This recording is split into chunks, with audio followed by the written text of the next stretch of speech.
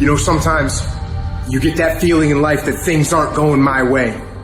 You hear people say that. Things aren't going my way right now. Listen, things just don't go your way. That's not the way the world works. You gotta make them go your way.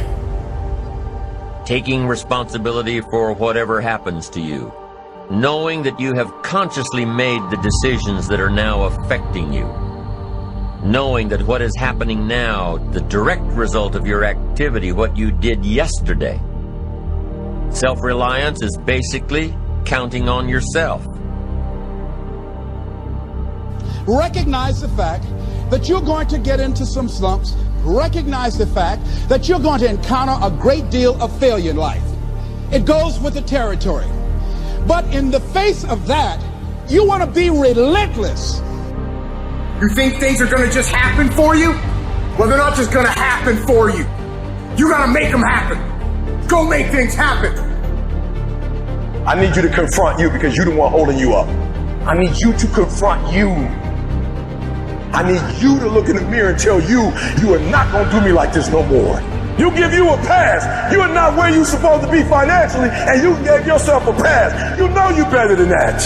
You know you should be further in life, but you keep letting you slide. It's time you punish you. From now on, you're not going to hold any other human more accountable than you hold yourself. Many doors will be closed in your face. Many loans that you will want. And they say, no, you don't have enough collateral. You don't have enough credit. And most people will give up. But you've got to decide that I'm going to be fearless. I refuse to be denied. And I'm going to go all out. I'm going to be relentless. I don't care how many no's I encounter. I like something Isaiah Thomas said when he was getting ready for a basketball game. He said, I'm going to either shoot us in or shoot us out, but I'm not going to not do anything. And that's the way to go. I had no advantages. But I woke up one day and realized all men are created equal. I don't need none. I'm my advantage. You your advantage. Why are you waiting for somebody to call you? Why are you waiting for somebody to affirm you? Why are you waiting for somebody to tell you got a dream or go? Why are you waiting for somebody to take you by your hand and give you what's rightfully yours? Rise up and aggressively move forward down the path. Get yourself in the game. Shut down all those pathetic excuses and get after it.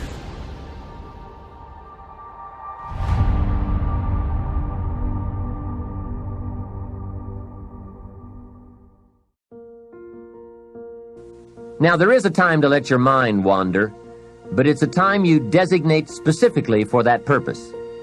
At that appointed time, you can go off for that walk on the beach or that drive to the mountains, away from business. Let the breezes blow and your mind soar. Do some dreaming. That's healthy. But do it at that pre-planned time. At all other tasks, concentrate. Another aspect of managing goals and time is constant review. There's just no way to keep on target with your priorities without this. Whether it's business goals, personal goals, family goals, or investment goals, they must all be reviewed to see if you are on track, which is all the more reason for writing them down. Careful goal setting could be the time management answer you've been looking for. Goals well defined and well described and well thought out make us look carefully at the time we have and how to get the most from it to make all of our dreams come true. The answers to do better come from the necessity to do better. You will undoubtedly be amazed at the ideas you can come up with for the use of your time when goals and purpose have you stimulated to the maximum. Now there is a last main point to consider. You won't get everything you want. What a statement to make after studying how to get whatever you want. But you won't get everything you want, and the reason is, it's not that kind of planet. Sometimes it's going to hail on your crop and rain on your parade. I'm sure you are very well aware of this. But in my opinion, if you work the system I've just shared with you, you will get more than plenty. More often than not, you will get what you want. Now, if you don't know this quote, live by it. One can have no smaller or greater mastery than mastery over oneself. That's Da Vinci. Da Vinci did amazing things with his life. I wanted to do equally amazing things with mine.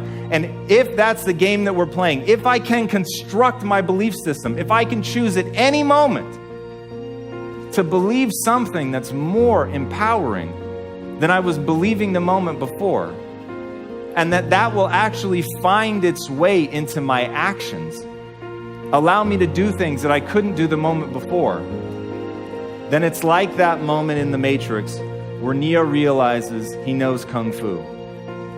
And that's like, as funny as that is, that's how I think about life. To me, the very fundamental purpose of life is to find out how many skills I can acquire that have utility, and then put that utility to the test in service of something greater than myself. How many skills can I acquire that have utility, put that utility to the test in service of something greater than myself? That is for me the purpose of life. Now, I don't actually want to know Kung Fu. That is not the mission that I'm here to live. But I knew that I had to identify my mission. So what was going to be my mission? Mother Teresa has an amazing quote. Nobody will act for the many, but people will act for the one. And that really struck me, because I realized they were right. I was looking at this global pandemic of ill health, and I wasn't moving into action, but thinking about my mom and my sister, or the uncle I had who ate himself to death when I was 12 years old. That made me want to act. Connecting increases your influence in every situation. For the foundation of the teaching today, I want to make sure that we really have a grasp of why connecting with people is so vital. So if you'll go to the very first sentence in your note, the number one criteria for advancement and promotion for professionals is an ability to communicate effectively. That I do believe. I think the ability to connect and communicate is the number one criteria for success with your family, with your marriage, with your children, with your friends, in the workplace, the marketplace, in the community. If you have the ability to connect with people, if you can communicate and connect, not just communicate, it takes you and literally gives you and I a decided edge over others in the advancement of what we're trying to accomplish. For example, in your notes, presidential historian Robert Dallek says that successful presidents exhibit 5 skills and qualities that enable them to achieve things that others don't. So he's talking about leaders and presidents and people. What makes some achieve better than others? Here's the 5 things they do well. Number 1 is vision. Number 2, pragmatism. Number 3, consensus building. The ability to put together a team and get consensus. Number 4, charisma. And number 5, trustworthiness. Being a trustworthy kind of a person. Now, what is interesting about these 5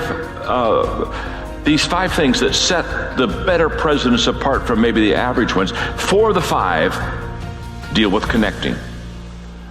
Vision is definitely a connecting skill, the ability to cast a future vision. Consensus building, getting people to work together. You have to be able to connect to do that. Charisma, of course, that's why people follow the quote, the Pied Piper, and trustworthy. 4 of the 5 of the skills needed to be successful as a leader had a lot to do with connecting. So let me define connecting, because that's what this book is all about. Connecting is the ability to identify with people and relate to them in such a way that it increases our influence with them. In other words, we can identify with them until they say, he or she understands exactly what I know and what I'm going through, and we can relate with them until because of that ability, we begin to increase our influence with them. And of course, what do I teach about leadership? Very simple. Leadership is influence. Every single day, I would have a pre-show meeting and have the producers come in and state to me, what is your intention? How do we want to use whoever is on this show, whatever is happening on this show, to serve the audience in a way that fulfills the mission of uplifting, enlightening, encouraging, as well as entertaining? And if it doesn't do that, then I can't do it.